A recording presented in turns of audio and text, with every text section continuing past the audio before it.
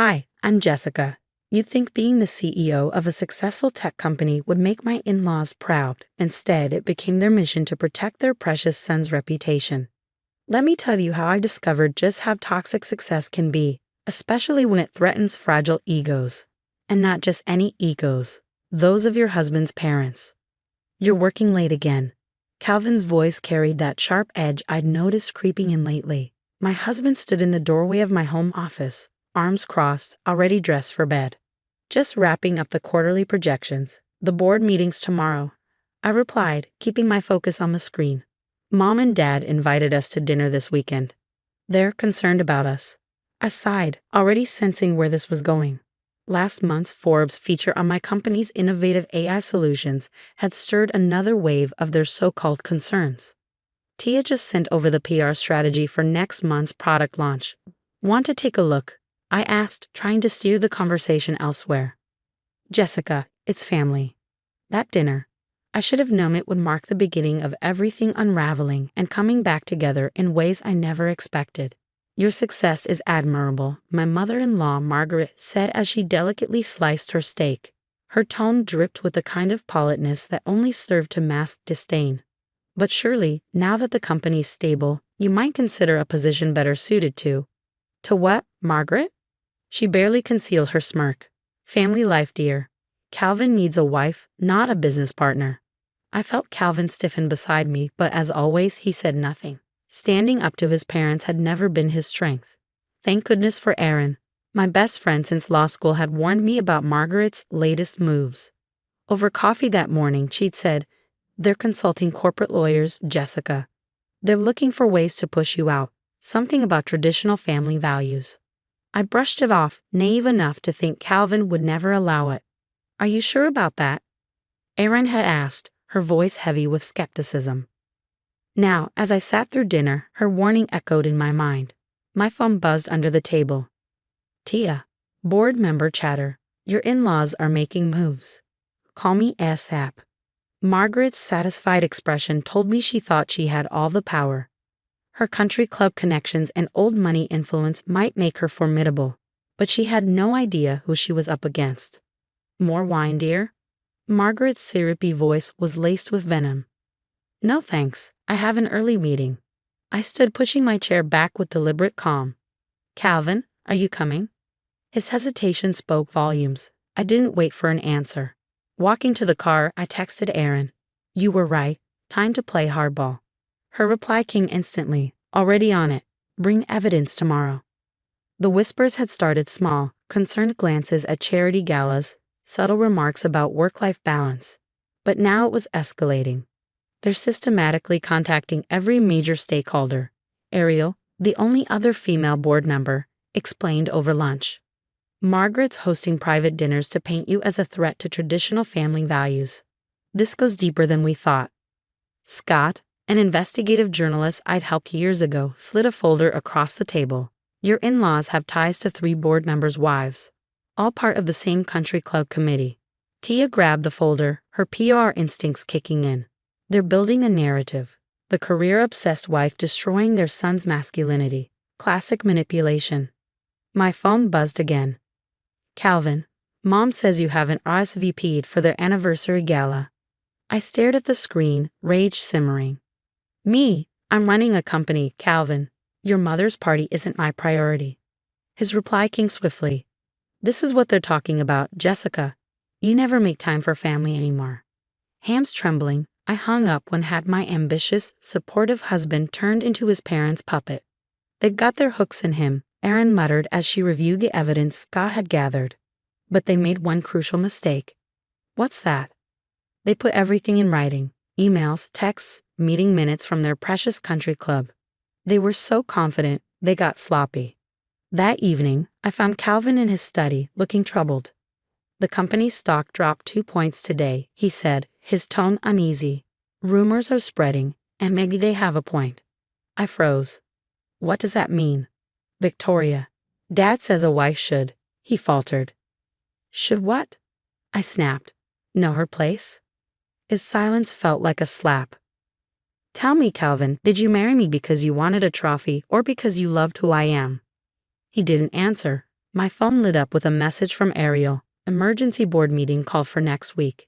They're making their move. I forwarded it to Erin, adding, time for plan B. Her reply came instantly, already in motion. Meet tomorrow at 7. Bringing Scott and the evidence.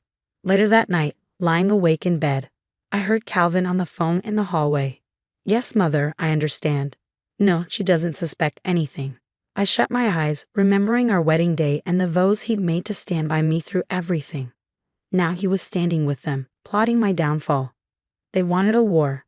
They'd learned the hard way that taking down a CEO required more than country club gossip and a spineless husband. The next morning, Scott spread a stack of photos across my office table.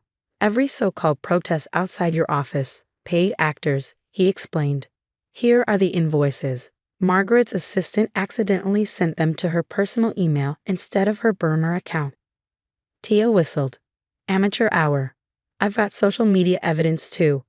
Every viral post about toxic female CEOs destroying families, all traced back to accounts tied to Margaret's social circle.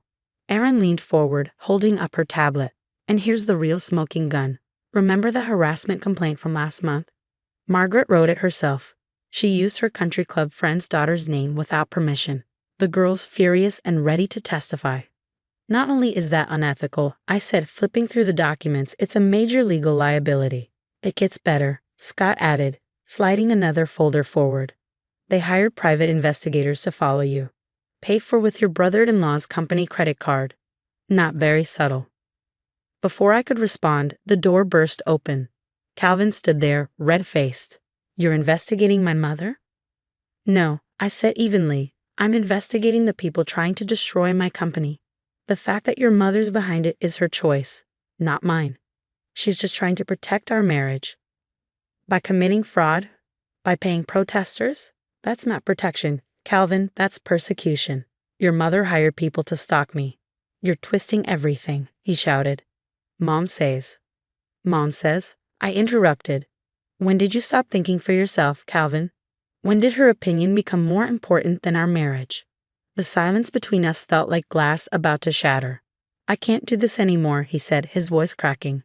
They're right. This isn't what I signed up for. A wife should support her husband, not overshadow him.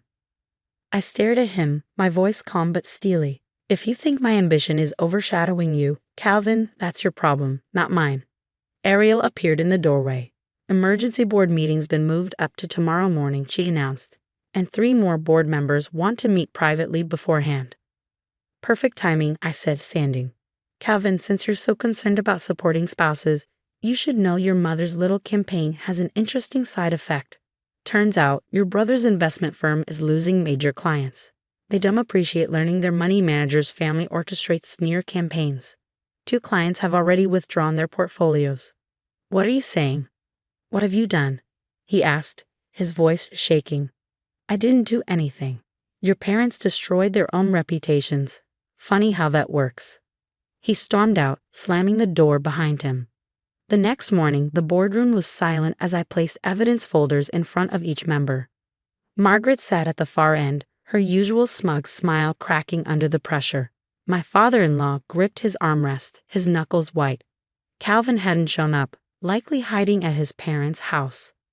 Before we discuss my supposed family values problem, I began, let's review some interesting financial transactions. Scott connected his laptop to the projector.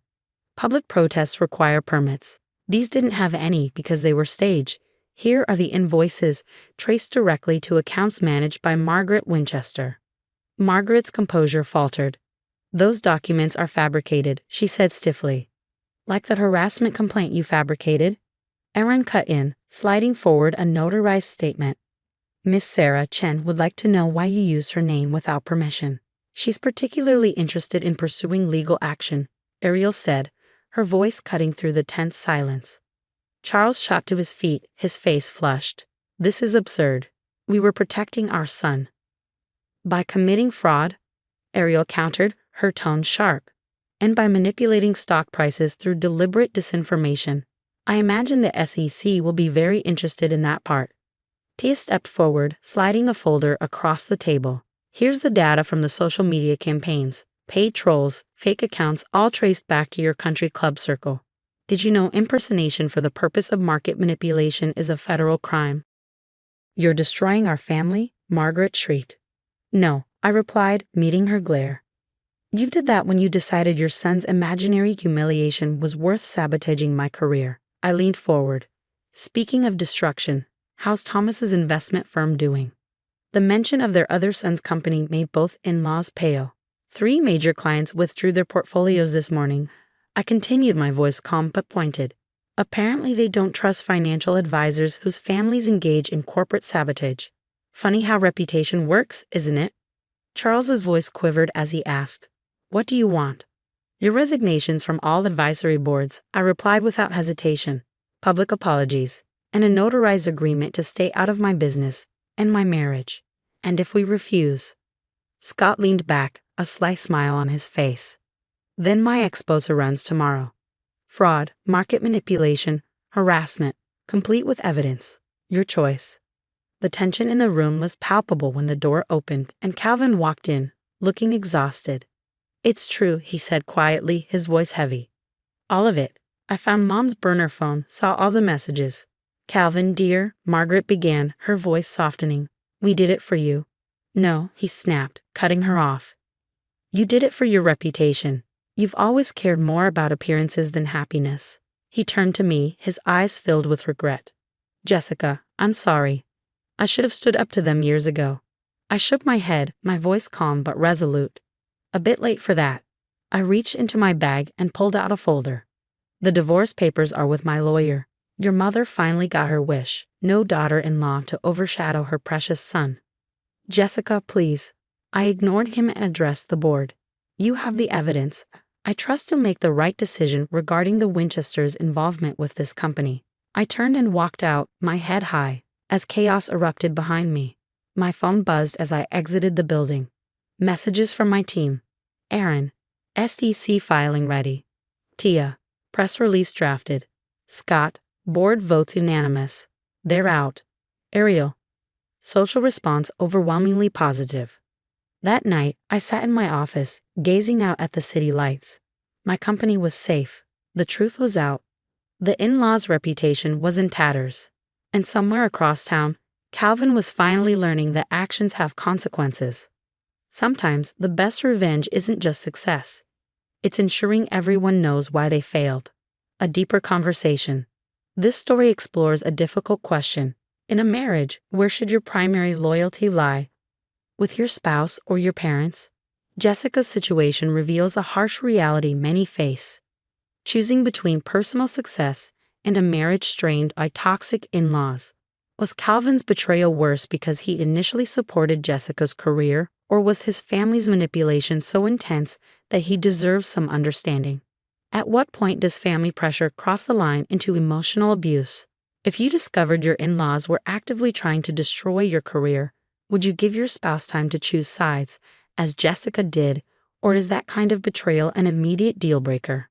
What's your breaking point? Share your experiences and thoughts in the comments. Your perspective might help someone facing a similar situation. If you found this story thought-provoking, hit that like button and subscribe for more explorations of complex family dynamics.